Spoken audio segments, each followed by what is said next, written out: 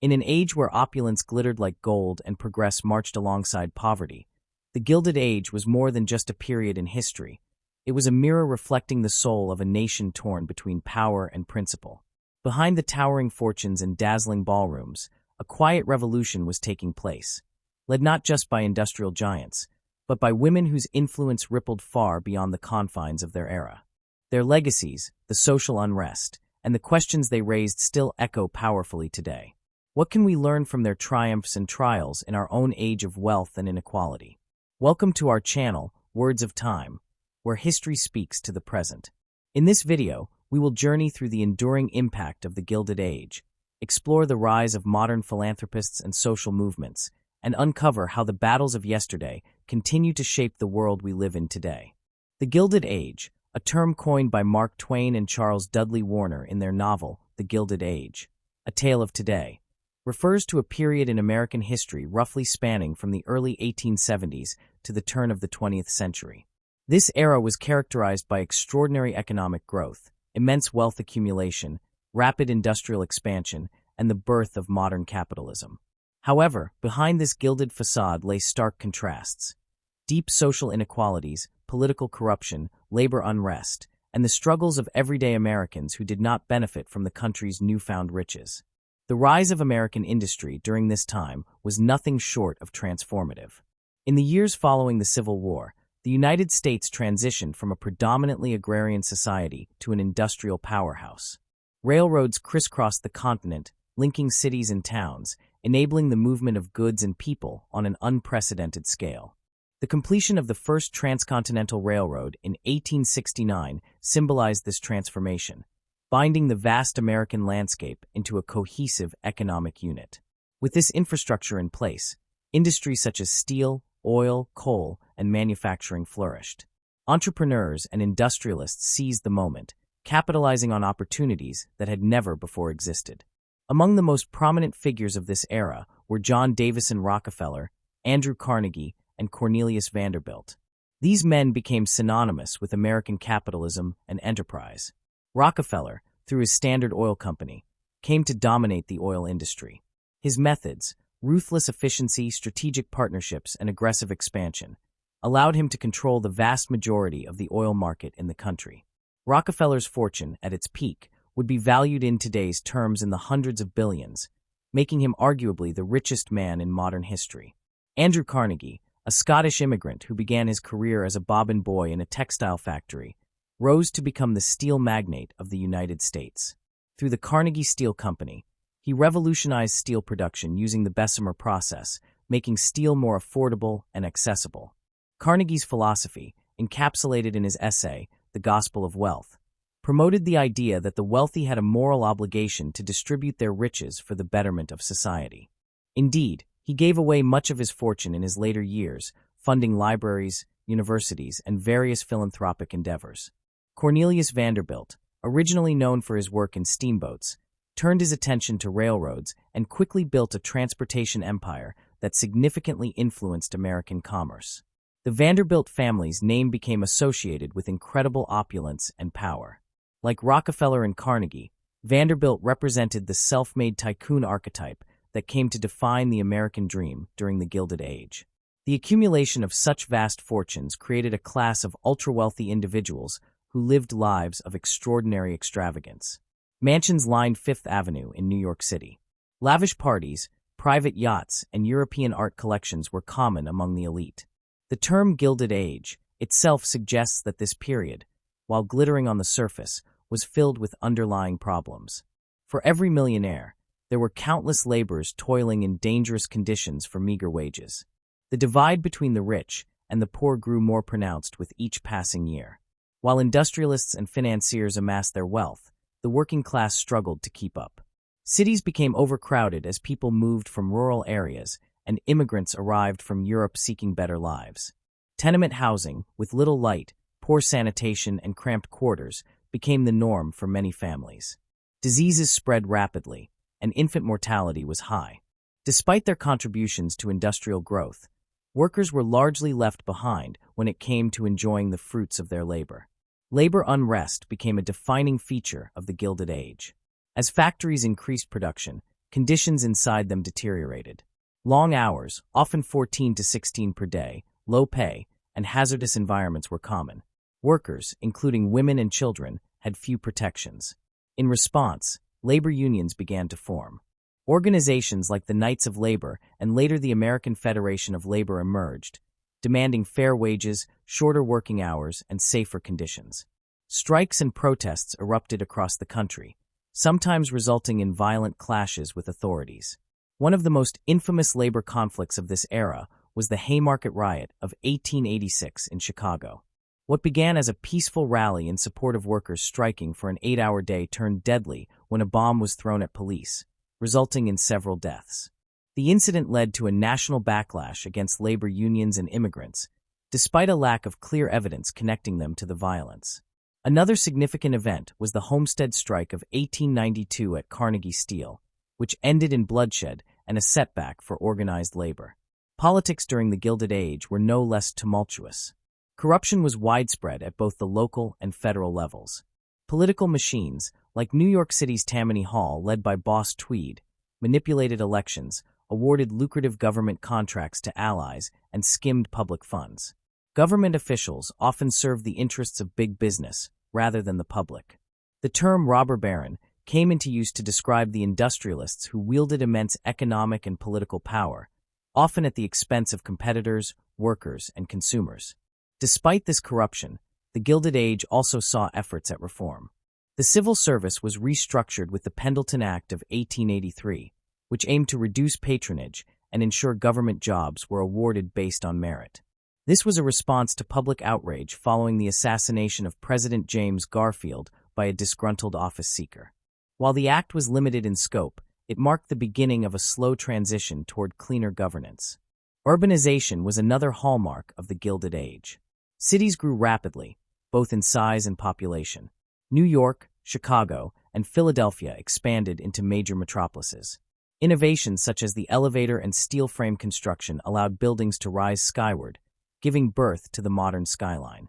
Alongside economic and architectural changes came cultural transformations.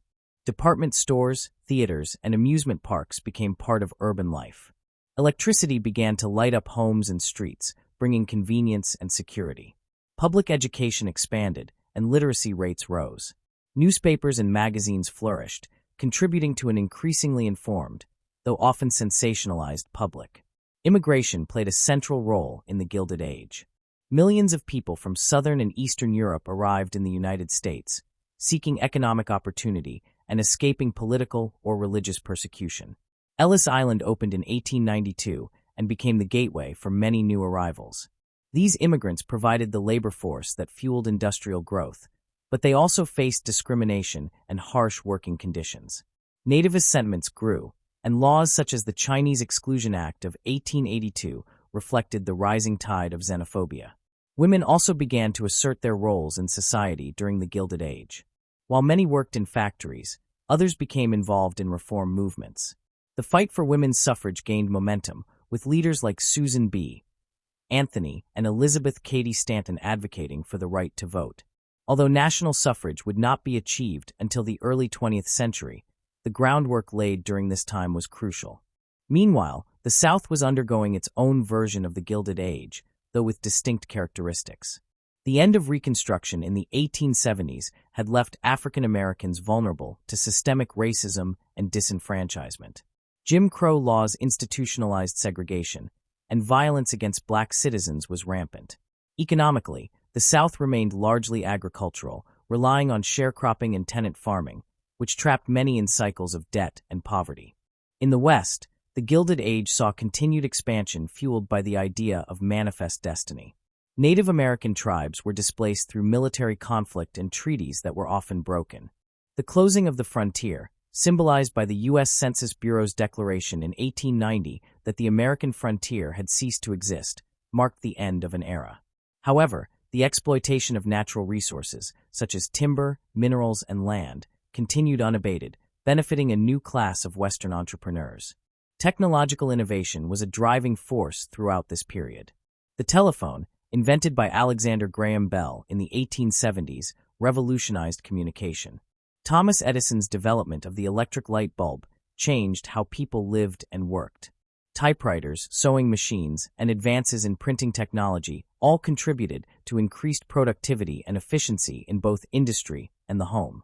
Despite the many problems that plagued this period, the Gilded Age laid the foundation for modern America. The infrastructure built, the cities expanded, and the technological advancements achieved all set the stage for the United States to become a global power in the 20th century. Yet, it also taught hard lessons about inequality, exploitation, and the dangers of unregulated capitalism. By the end of the 19th century, calls for reform were growing louder. The Progressive Era, which would follow in the early 20th century, aimed to address many of the issues left unresolved by the Gilded Age. Progressives fought for labor rights, government accountability, and social justice.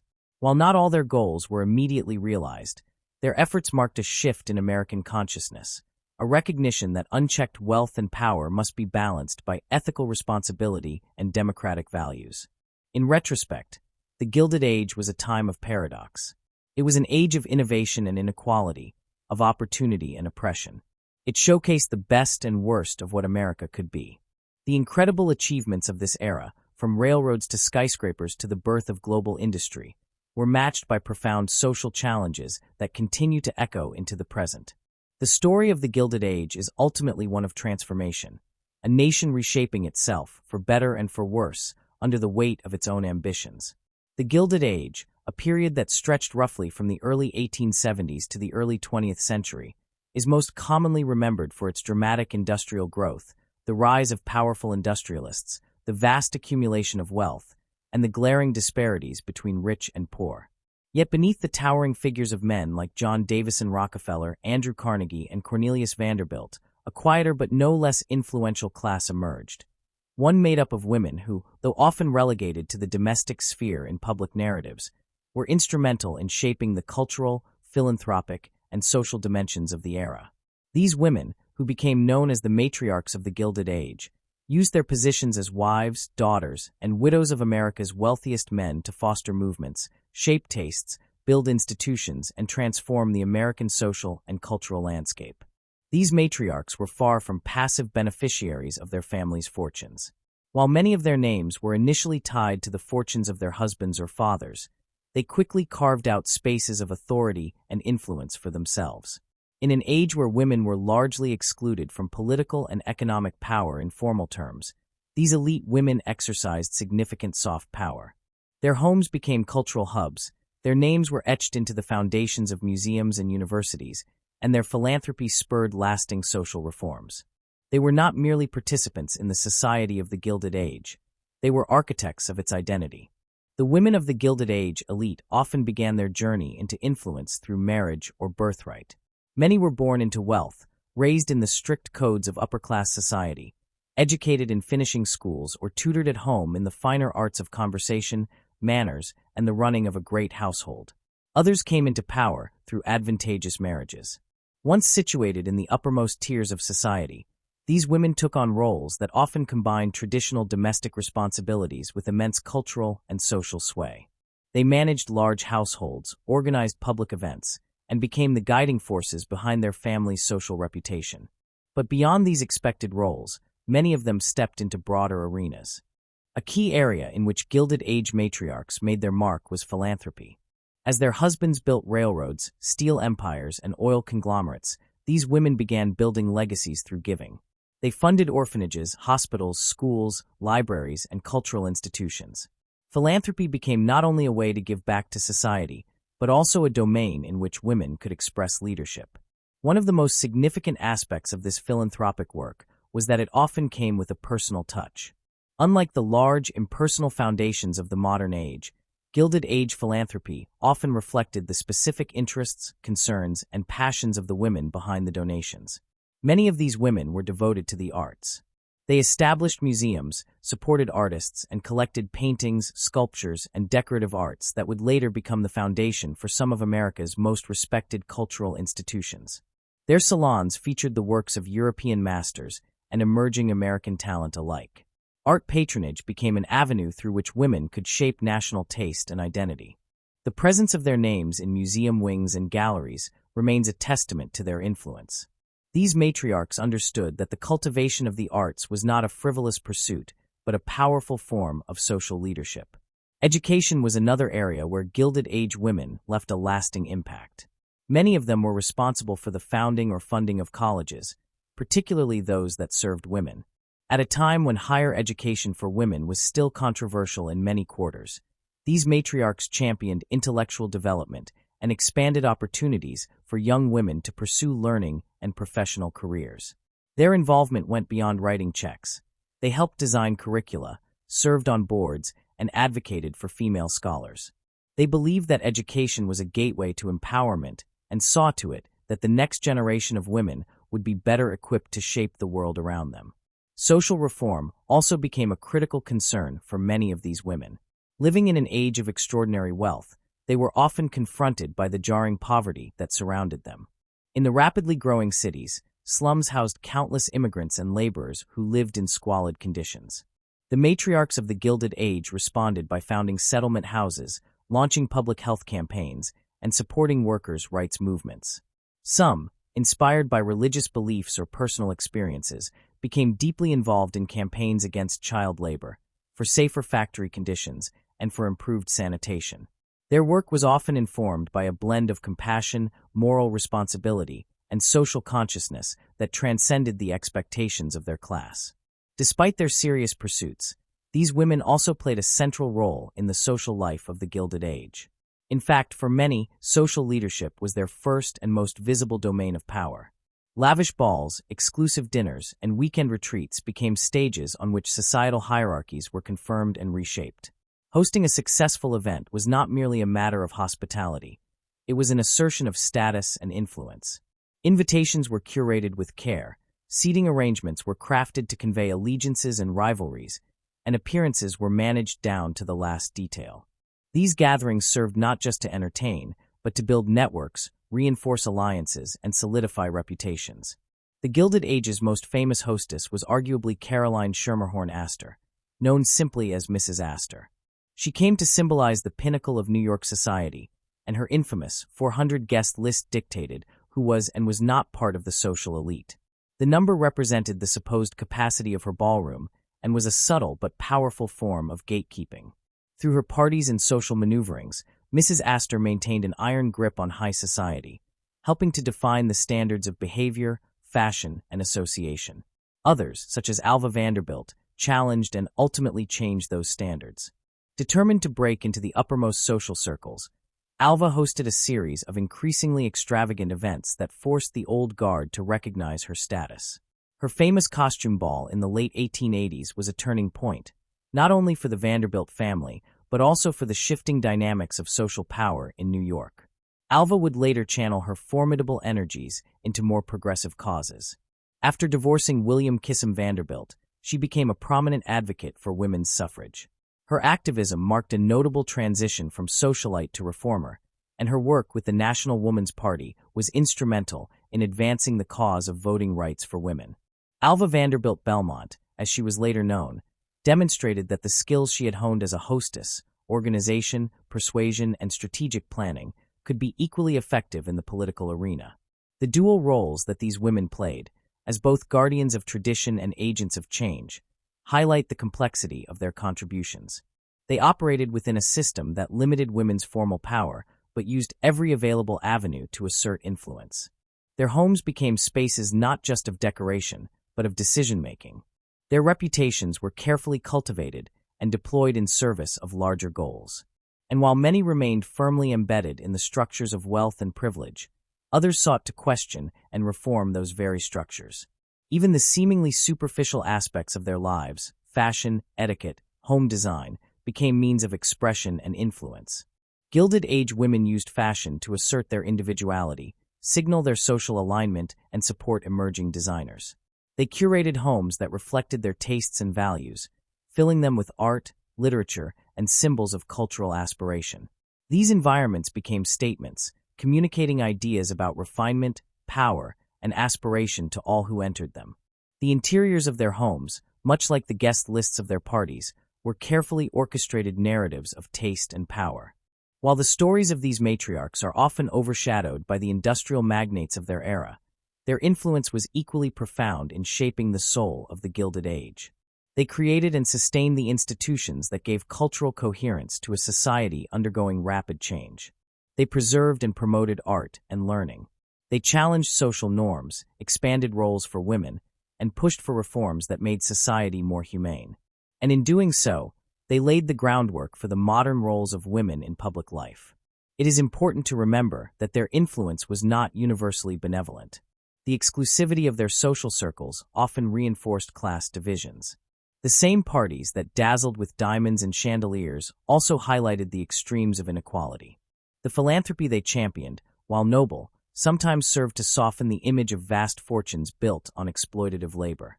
Their views, shaped by their own privileged positions, could be limited or paternalistic. Yet, even with these contradictions, the Gilded Age matriarchs remain remarkable for their ability to navigate and shape a male-dominated world. As the Gilded Age drew to a close and the Progressive Era began, many of these women transitioned from private influence to more overt forms of public engagement.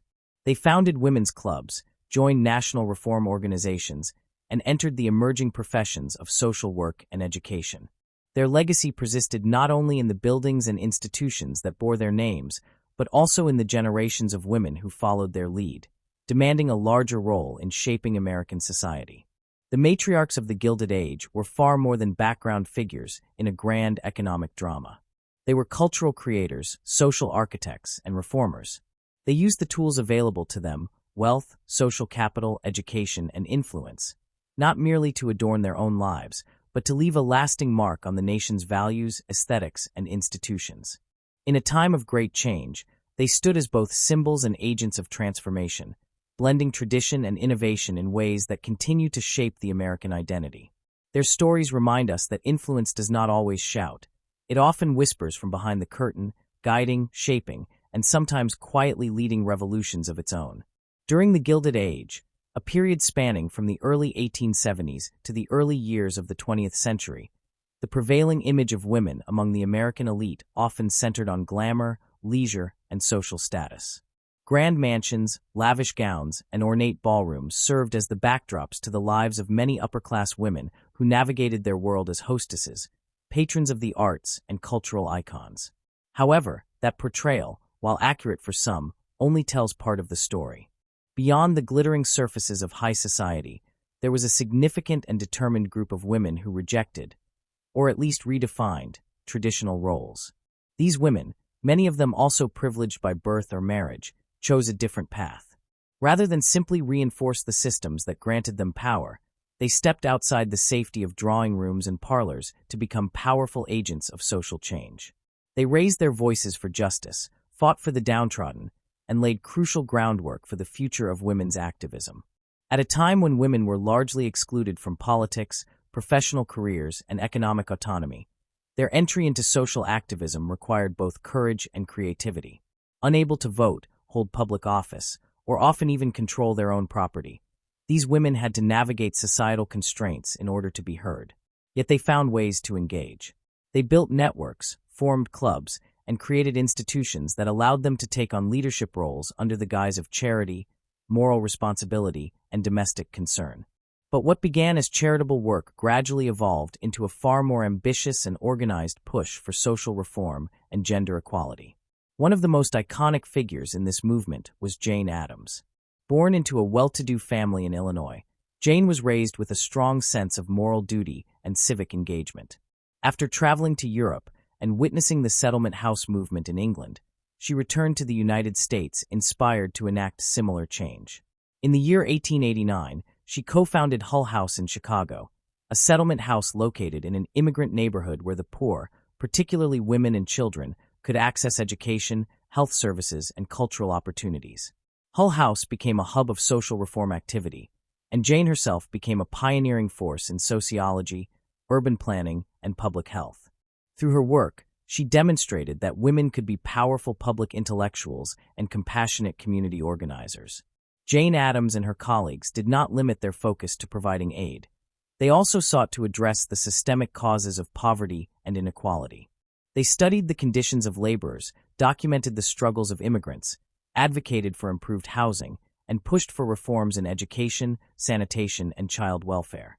Many of them, including Jane, believed that the voices of women were essential in solving social problems because they brought unique perspectives shaped by caregiving, domestic responsibility, and moral insight. In a time when men dominated public policy, these women provided alternative approaches that emphasized community, cooperation, and ethics. Other women followed similar paths, opening settlement houses in major cities across the country. In New York, Lillian Wald founded the Henry Street Settlement, which offered nursing care to the poor and soon evolved into a broad social service agency. Wald also played a key role in the development of public health nursing and was a strong advocate for child labor laws, school lunches, and women's suffrage.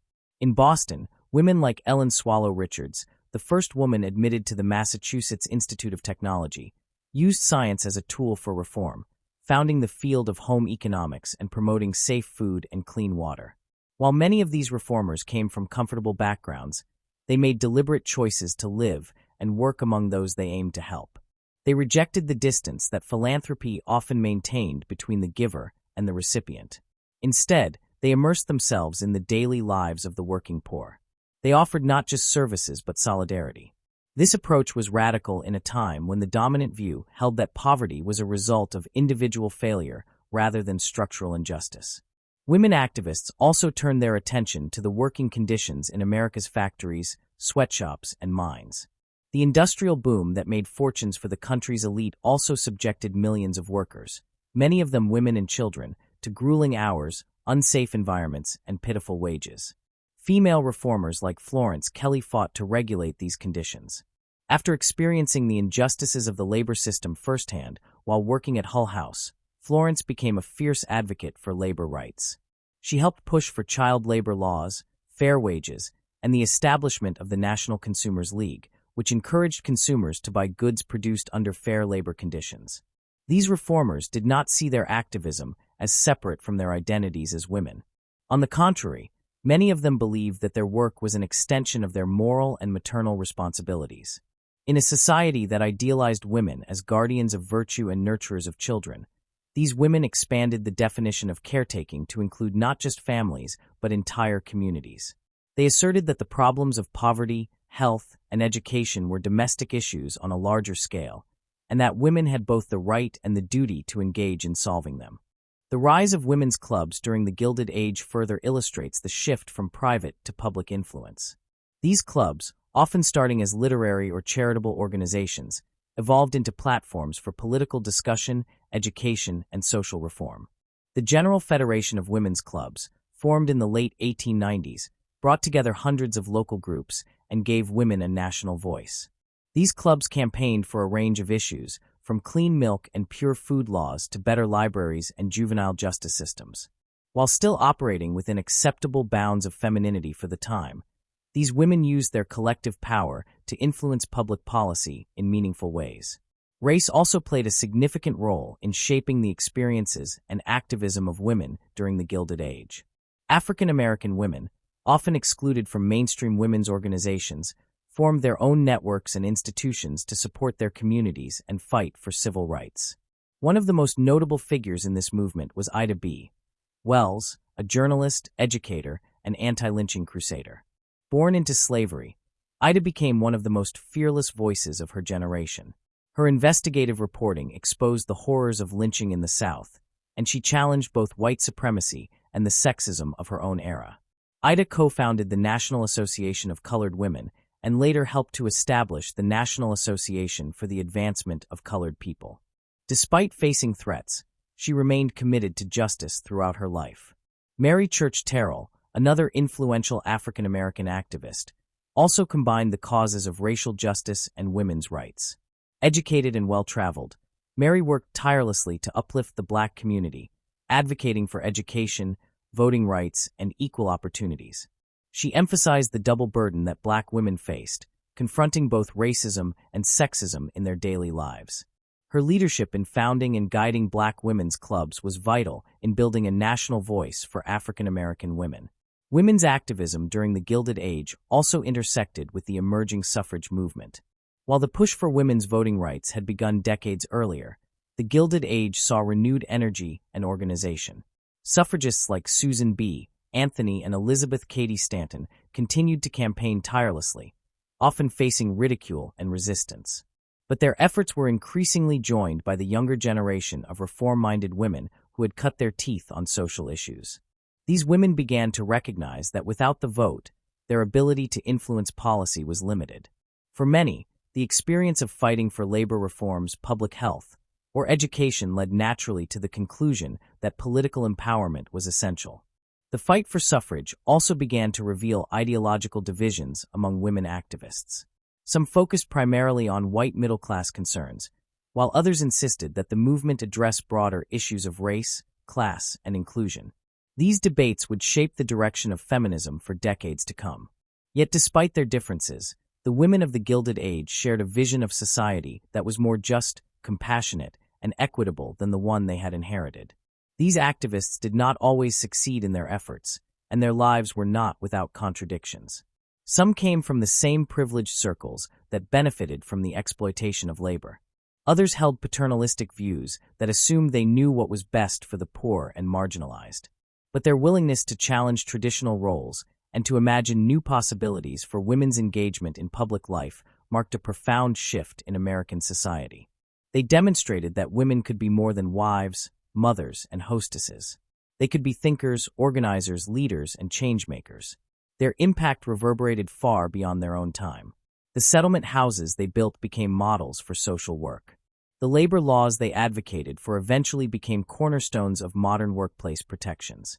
The educational opportunities they created opened doors for generations of women, and their belief in the power of collective action laid the foundation for future feminist and civil rights movements.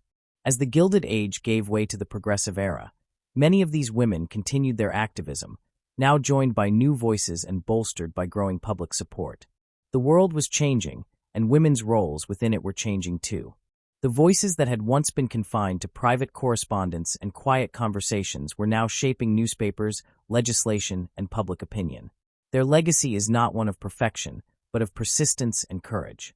They showed that even in a time of immense social and political restriction, women could find ways to assert their humanity, to fight for the dignity of others, and to envision a better world.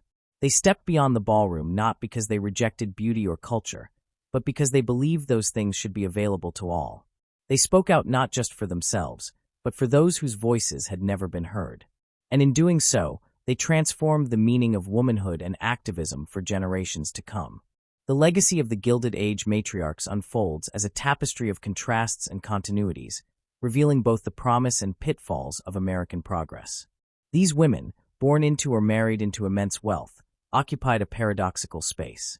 On one hand, they were creatures of privilege, adorned with jewels and commanding the finest social stages. On the other hand, many of them consciously leveraged their positions to challenge existing norms, shape philanthropic endeavors, and amplify the voice of women in public life. In engaging with their stories, we glean not only the personal ambitions and convictions that motivated their actions, but also the structural forces, economic, social, and cultural, that defined and constrained their possibilities.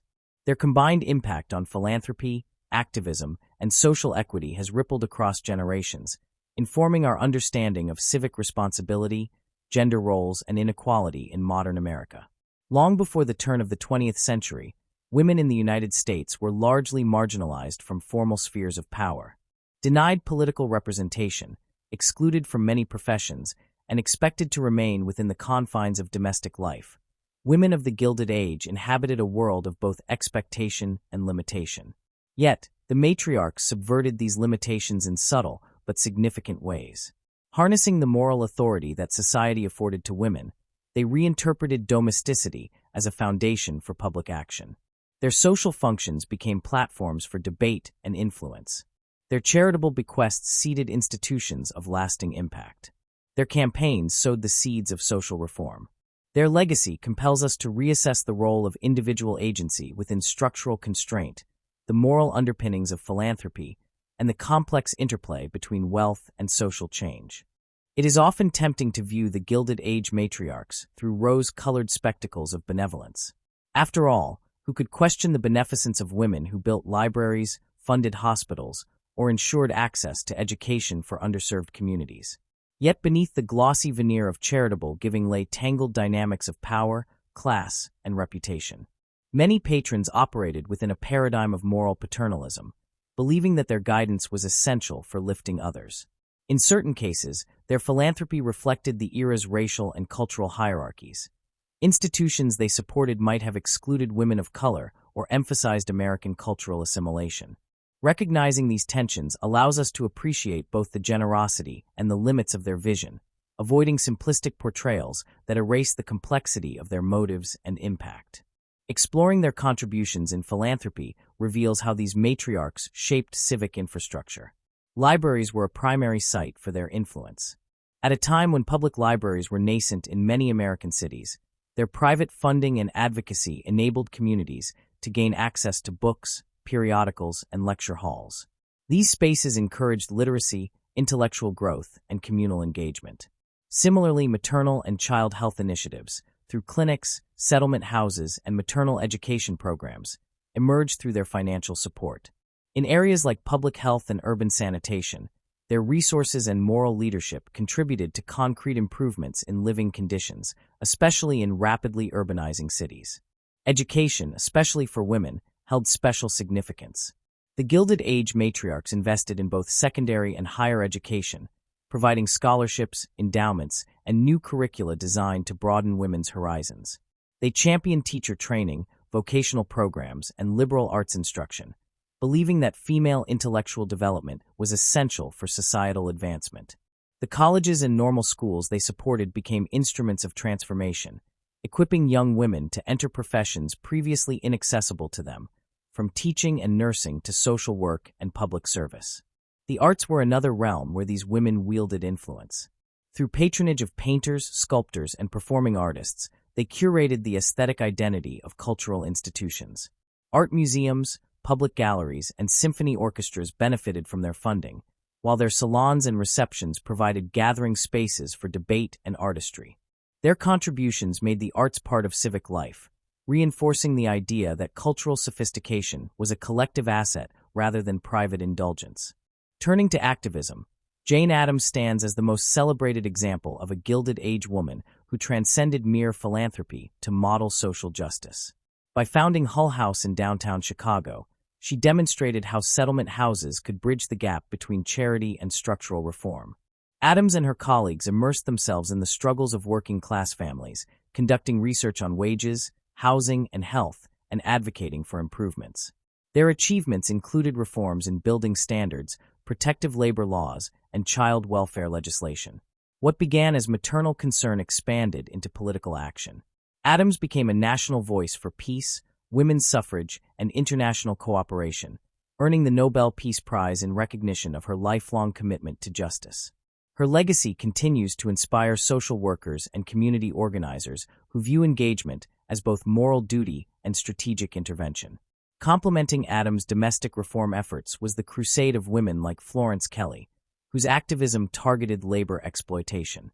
Working as a social investigator in urban factories, she documented the harm inflicted on workers, particularly children, and mobilized consumers through advocacy groups to demand ethical production standards.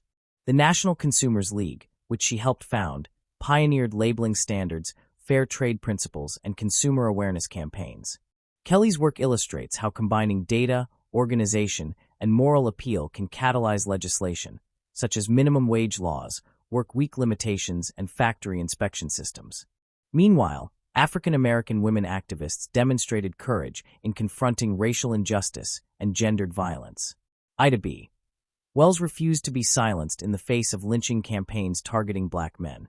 Through investigative journalism and international speaking tours, she exposed the false narratives used to justify extrajudicial killings. Co-founding the National Association of Colored Women, she united black women in pursuit of civil rights, educational equity, and societal dignity. Mary Church Terrell added her voice to this chorus, advocating for integration, suffrage, and professional advancement. Their activism expressed the intersectional awareness that race and gender could not be disentangled in the struggle for justice, a concept that remains central to contemporary feminist thought. Through these many efforts, libraries, schools, settlement houses, consumer advocacy, journalism, suffrage campaigning, Gilded Age matriarchs helped erect the pillars of modern civil society. Their example reminds us that meaningful social change often begins with individuals willing to use their privilege in service of common good. Yet it also reminds us that philanthropy, without accountability and inclusion, risks reinforcing existing hierarchies. The question of who decides what counts as social good remains deeply relevant today. Their stories push us to reflect. Can wealth be a responsible instrument of change, or does it inevitably replicate the power asymmetries it purports to dissolve?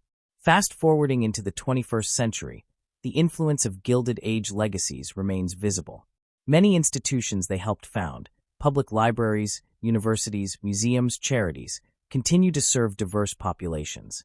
Their structures of governance, emphasizing boards, endowed chairs, and endowed funds, shaped modern nonprofit models. Their debates over mission, impact, and inclusion anticipate contemporary concerns over philanthropic strategy. The duality of their roles, as convents of elite privilege and loci of moral action, echoes in current tensions within tech philanthropy, corporate giving, and philanthropic norms. Modern social movements have also drawn inspiration from their early organizing methods. Community-based leadership, raising awareness through printed and social media, coalition building across demographic lines. These tactics can trace their roots to campaigns run by women like Adams, Kelly, Wells, and Terrell. Their belief in moral leadership, civic action, and social networks resonates with 21st century activists focused on equity, justice, and intersectionality. By studying their lives, scholars and activists uncover lessons about resilience and adaptation. For example, how do activists navigate the fine line between working within elite institutions and challenging those institutions altogether?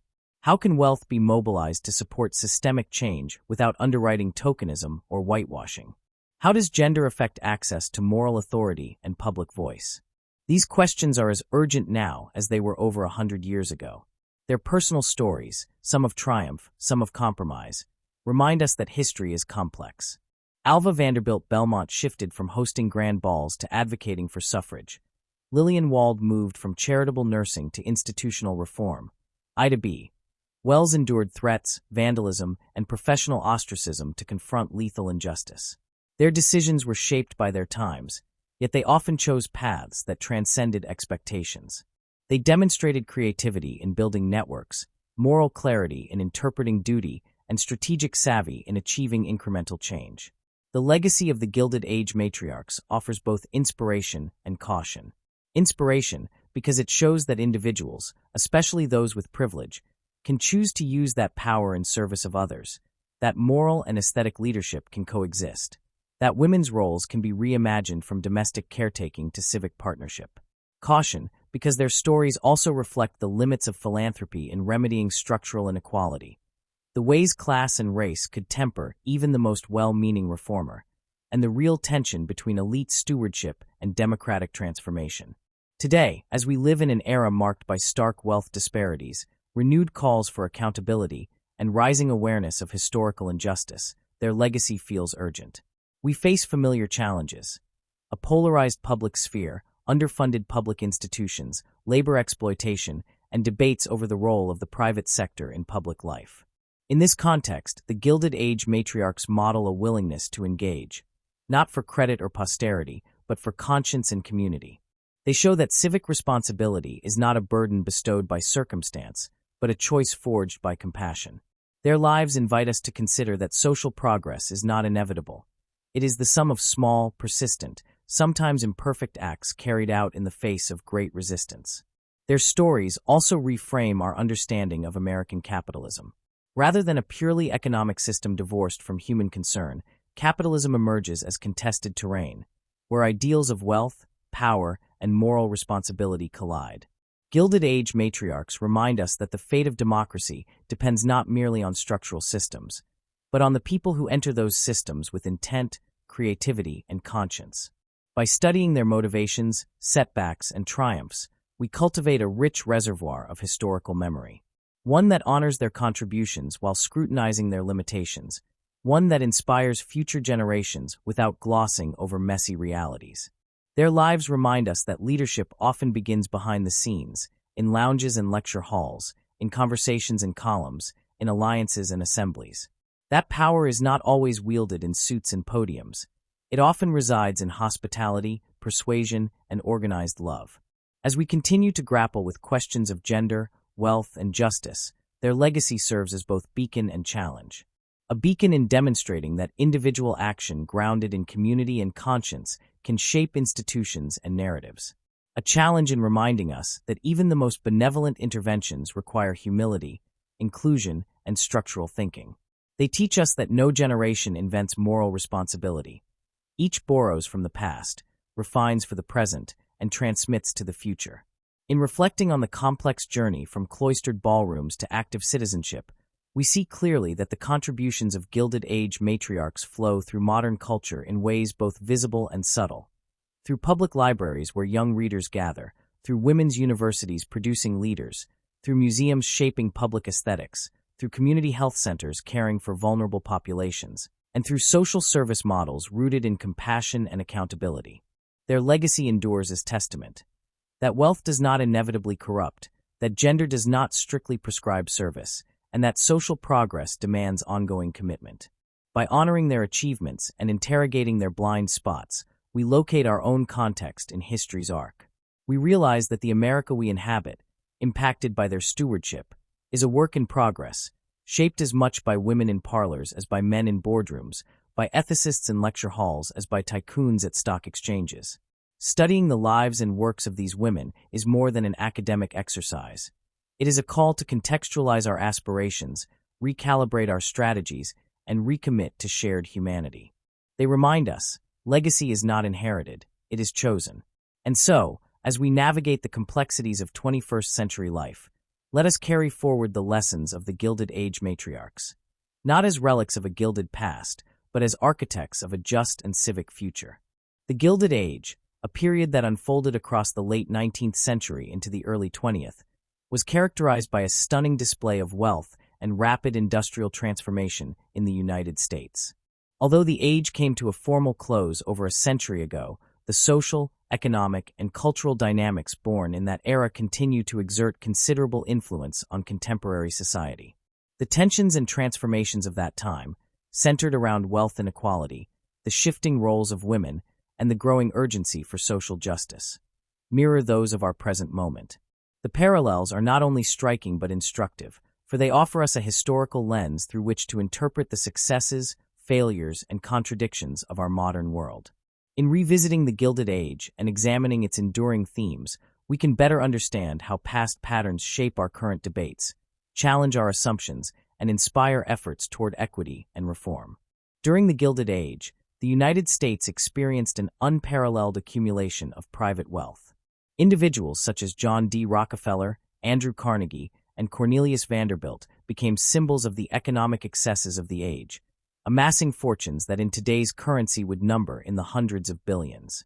This period saw the rapid expansion of railroads, the growth of oil and steel empires, and the proliferation of factories that redefined the labor landscape. The glittering success of these industrialists was matched only by the squalor of the working class, many of whom labored in unsafe conditions, lived in overcrowded tenements, and earned mere pennies a day. This stark contrast between opulence and poverty underscored the profound inequalities of the time. In today's world, we see a similar pattern emerging. The rise of tech giants and global capital has created a new class of billionaires who wield extraordinary economic power. Figures such as Jeff Bezos, Elon Musk, and Mark Zuckerberg are modern avatars of the Gilded Age tycoons, commanding vast wealth and influence that can sway markets, shape public opinion, and even affect government policy. As in the Gilded Age, their financial success is celebrated in some quarters as a testament to innovation and ambition. However, it is also scrutinized for its social consequences. The chasm between the ultra-wealthy and the average worker has widened significantly in recent decades. Many people in the 21st century struggle to afford basic necessities such as housing, healthcare, and education, even as the top 1% accumulate assets at an unprecedented rate. The economic inequality that defined the Gilded Age thus echoes in today's debates over fair wages, taxation, corporate responsibility, and the future of capitalism. Just as labor unions rose in the 19th century to demand better working conditions and rights, we now see a resurgence of labor activism in industries such as technology, hospitality, and delivery services. Strikes by teachers, healthcare workers, and warehouse employees reflect a renewed call for dignity, safety, and adequate compensation. These movements channel the spirit of Gilded Age activism, asserting that wealth should not come at the expense of the many, and that prosperity must be shared more equitably. Another enduring theme from the Gilded Age is the evolving role of women in public life. During that era, women began to assert themselves beyond the confines of the home, entering the worlds of philanthropy, reform, and civic engagement. They founded settlement houses, campaigned for suffrage, advocated for labor laws, and built institutions that served the vulnerable. Women like Jane Addams, Ida B. Wells, and Lillian Wald challenged prevailing gender norms and paved the way for later generations of female leaders. Although they operated in a society that largely denied them political rights, they found ways to exert moral and practical influence on the public sphere. Today, women have made significant gains in education, employment, and political representation, yet the struggle for gender equality continues. Women remain underrepresented in top corporate positions, face wage disparities across industries, and shoulder disproportionate burdens in caregiving and unpaid labor. The glass ceiling, though cracked, is not yet shattered. However, the tools and frameworks developed during the Gilded Age remain useful today. Women continue to organize for systemic change, advocate for inclusive policies, and challenge institutions that marginalize or exclude them. Movements such as Me Too and Time's Up have illuminated persistent patterns of abuse and inequity, reminding us that the quest for gender justice is not a relic of the past, but an ongoing imperative. Modern female philanthropists, including Melinda French Gates, Laureen Powell Jobs, and Mackenzie Scott, also reflect the legacy of Gilded Age matriarchs who wielded wealth for public good. These women fund initiatives in education, health, reproductive rights, and climate change, often with an explicit focus on equity and inclusion. Their approach to philanthropy, collaborative, data-driven, and socially conscious, builds on foundations laid by earlier women reformers, yet adapts to the complexities of a globalized world. They embody the idea that wealth carries with it not just privilege, but profound responsibility. Social justice, too, remains a dominant theme linking the Gilded Age to our current era. The Gilded Age saw fierce struggles over labor conditions, racial violence, urban poverty, and immigration. Reformers like Florence Kelley, Mary Church Terrell, and Booker T. Washington confronted these issues with strategies ranging from education to protest. Their work laid the groundwork for the progressive movements of the 20th century, which expanded voting rights, established safety nets, and institutionalized civil rights. In our time, social justice has taken on new urgency.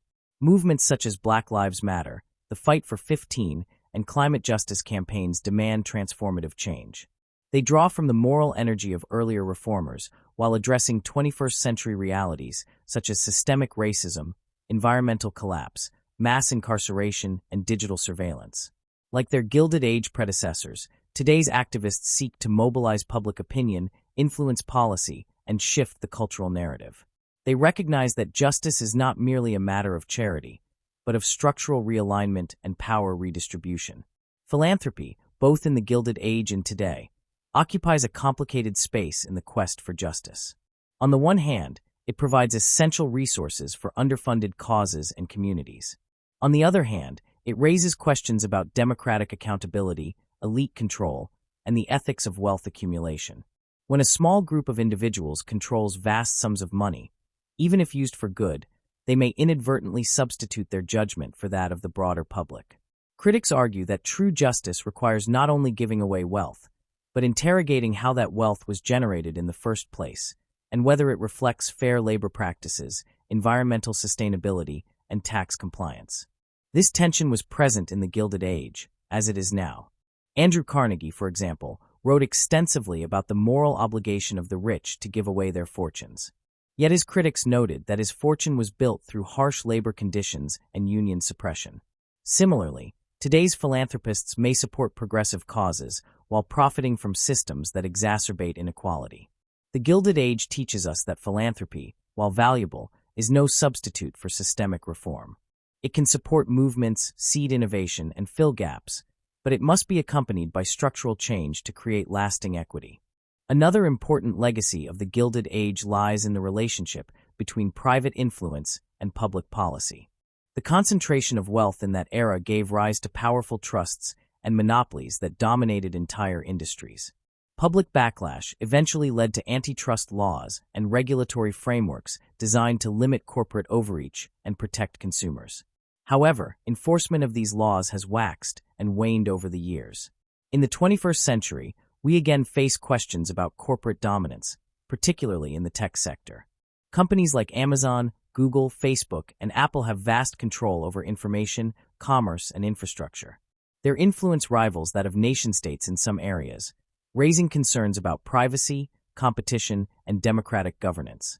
Just as Gilded Age reformers challenged the unchecked power of industrial monopolies, today's policymakers and activists seek to rein in the digital monopolies that shape our daily lives. Proposals to break up tech giants, tax wealth more aggressively, and regulate data collection reflect a renewed concern with balancing innovation and accountability. These efforts suggest that the core issues of the Gilded Age, how to harness private power for public good without surrendering democratic oversight, are still very much alive. One of the most significant lessons we can take from the Gilded Age is the importance of civic engagement. In the face of inequality and exclusion, many individuals refused to remain passive. They organized, advocated, protested, educated, and served. They did so in an era with limited legal protections and immense obstacles. Their courage and persistence remind us that social change is possible even under difficult circumstances. It requires vision, solidarity, and moral clarity. Today, we face a host of challenges: climate change, income inequality, public health crises, political polarization, that test the limits of our systems and values. Yet we also possess tools that our predecessors did not: global communication, scientific knowledge, legal precedents, and cross-cultural networks. The question is not whether we face problems, but how we choose to respond. Will we accept the growing disparities in wealth and opportunity as inevitable, or will we act to create a more just and sustainable society? The Gilded Age reveals that inequality is not merely a byproduct of economic growth, but a choice shaped by policies, priorities, and values. It reminds us that the stories we tell about success, failure, merit, and responsibility matter deeply. It teaches us that institutions, whether schools, courts, libraries, or legislatures, can be vehicles of inclusion or exclusion, depending on how they are structured and whom they serve. Most of all, it shows that individuals, especially those with privilege, have a role to play in shaping history. In reflecting on the enduring relevance of the Gilded Age, we must ask ourselves what kind of society we want to build. Are we willing to confront uncomfortable truths about the sources of wealth and power? Are we prepared to invest in public goods and support those who are marginalized? Can we cultivate a culture that values cooperation over competition and justice over accumulation? These are not easy questions, but they are necessary ones. As we consider the rise of modern-day philanthropists, tech moguls, and social movements, we see the echoes of a past not yet past. The structures may have changed, the technologies may have evolved, but the fundamental challenges remain. The Gilded Age is not a closed chapter in a history book. It is a living inheritance, a mirror that reflects both who we have been and who we might yet become. The Gilded Age was not merely a moment of gilded opulence and social disparity. It was a crucible of change. It forced Americans to reckon with the costs of progress, the responsibilities of wealth, and the meaning of justice. It gave rise to voices that challenged power, demanded inclusion, and imagined better futures. Its matriarchs, tycoons, reformers, and workers together created the contours of the modern world. Today, as we navigate similar terrain, we have the opportunity to learn from their experiences. We can build on their achievements, avoid their mistakes, and chart a course that honors the dignity of all people. The legacy of the Gilded Age endures not as a warning or celebration alone, but as a call to action, an invitation to forge a society where prosperity and justice walk hand in hand.